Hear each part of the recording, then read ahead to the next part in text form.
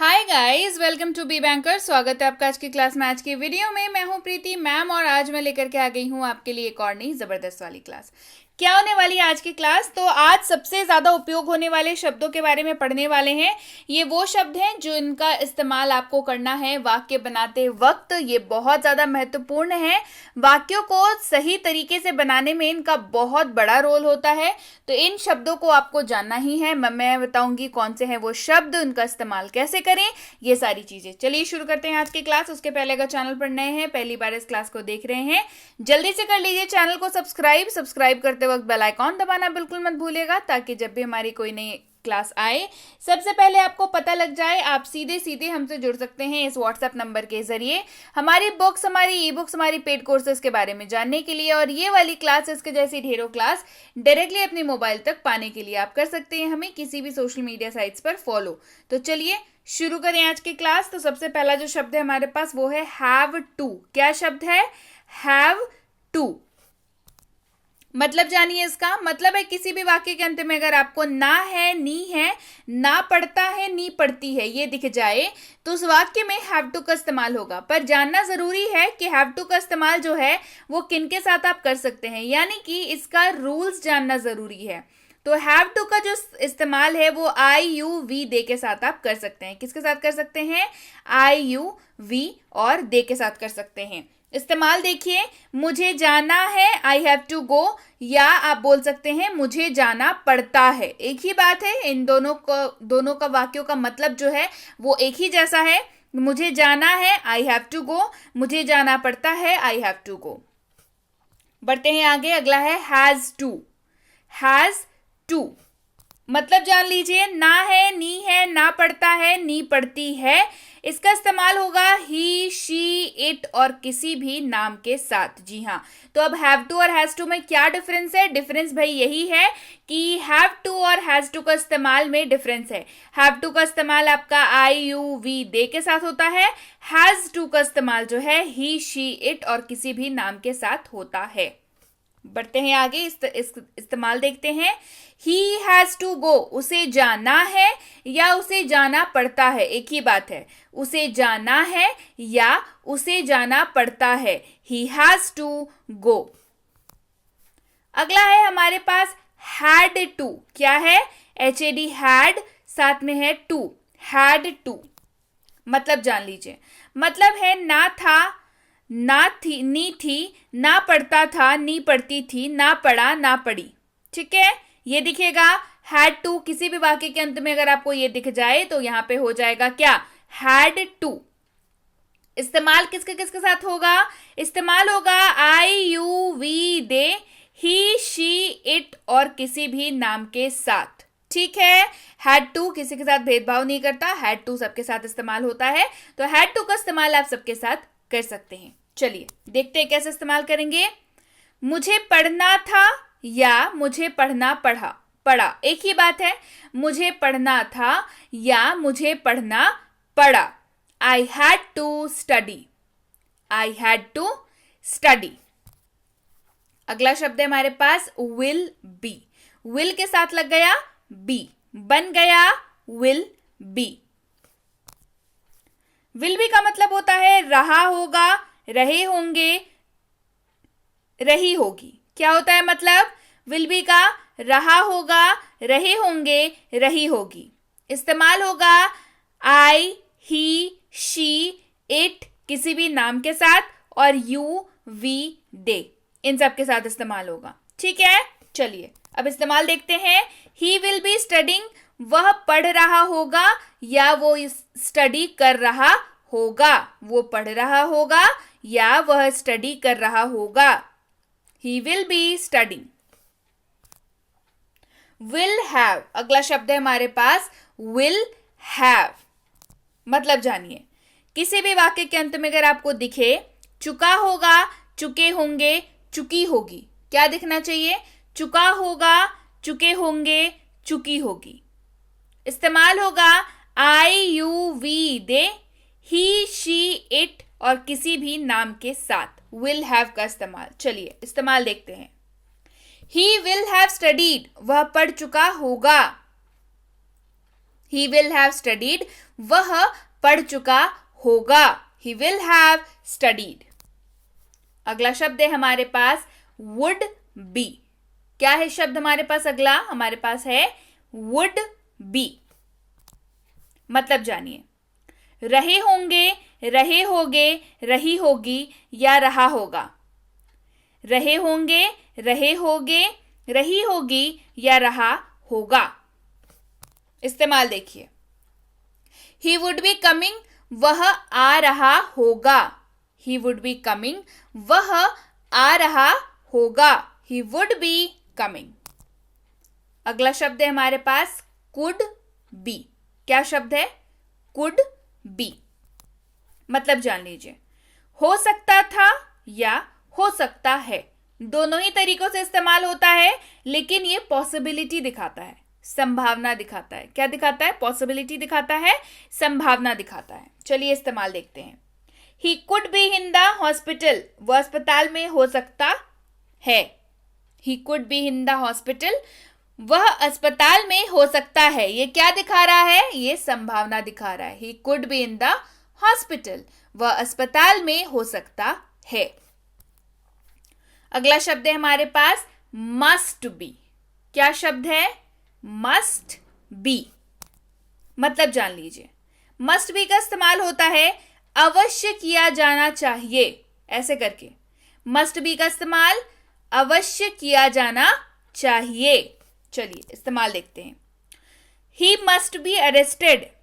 उसे अवश्य गिरफ्तार किया जाना चाहिए. He must be arrested. उसे अवश्य गिरफ्तार किया जाना चाहिए. He must be arrested. अगला शब्द है हमारे पास should be. क्या शब्द है? should be. होना चाहिए.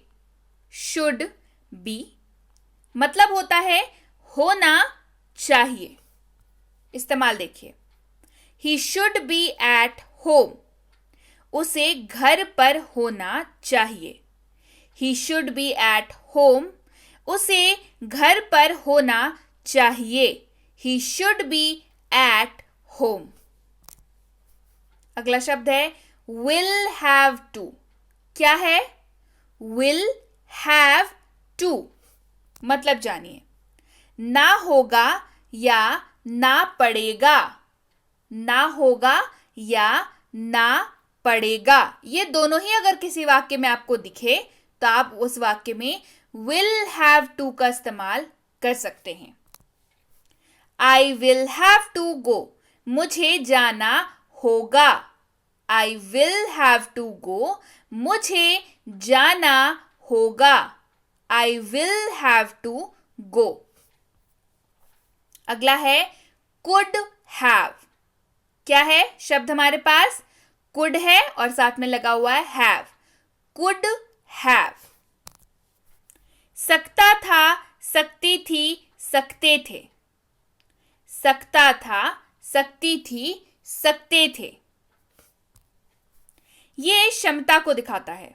ऐसा कोई काम जो किया जा सकता था लेकिन नहीं किया गया. ऐसा कोई काम जो किया जा सकता था लेकिन नहीं किया गया. और ये क्षमता को दिखाता है. ये बात आपको याद रखनी है. तो आप ऐसे किसी वाक्य में इसका इस्तेमाल करेंगे जहां पे आपको जिस वाक्य का जो आशय है निकल करके क्षमता दिखाने जैसा आ रहा है. चलिए स्ट्रक्चर जान लीजिए. कुड हैव का स्ट्रक्चर होगा subject plus could have plus V3 plus object. क्या होगा? Subject plus could have plus V3 plus object. इस्तेमाल देखिए. He could have told me. He could have told me. He could have told me. वह मुझे बता सकता था. He could have told me. वह मुझे बता सकता था. He could have told me. अगला है हमारे पास should have. अगला शब्द हमारे पास क्या है? should के साथ लग गया है have, बन गया should have. ना चाहिए था. क्या है? ना चाहिए था. वाक्य के अंत में आपको दिखेगा. ऐसा कोई काम जो करना चाहिए था लेकिन काम किया नहीं गया।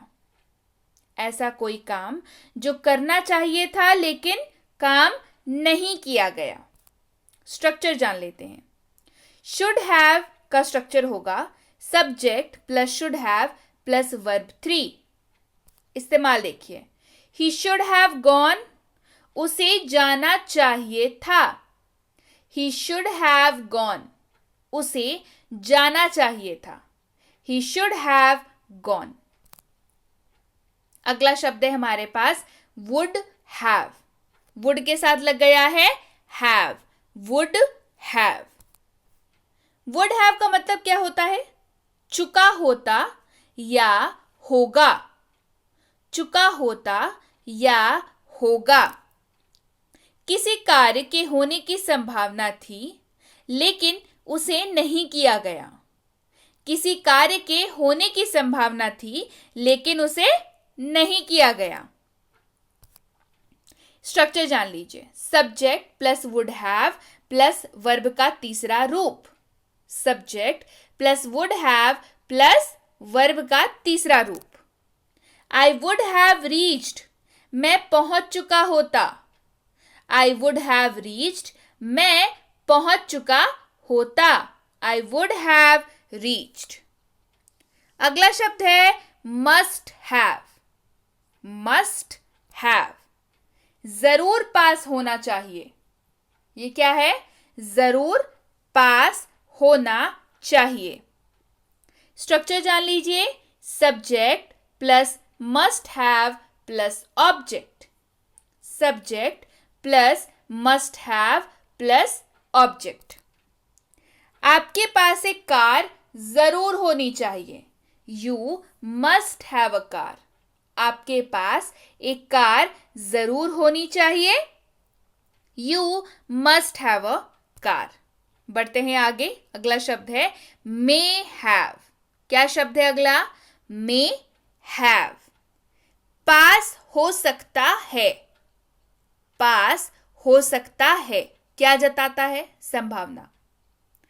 पास हो सकता है क्या जताता है? संभावना। स्ट्रक्चर देख लीजिए। Subject plus may have plus object. Subject plus may have plus object. Robbers may have a gun. लुटेरों के पास बंदूक हो सकती है। Robbers may have a gun. लुटेरों के पास बंदूक हो सकती है।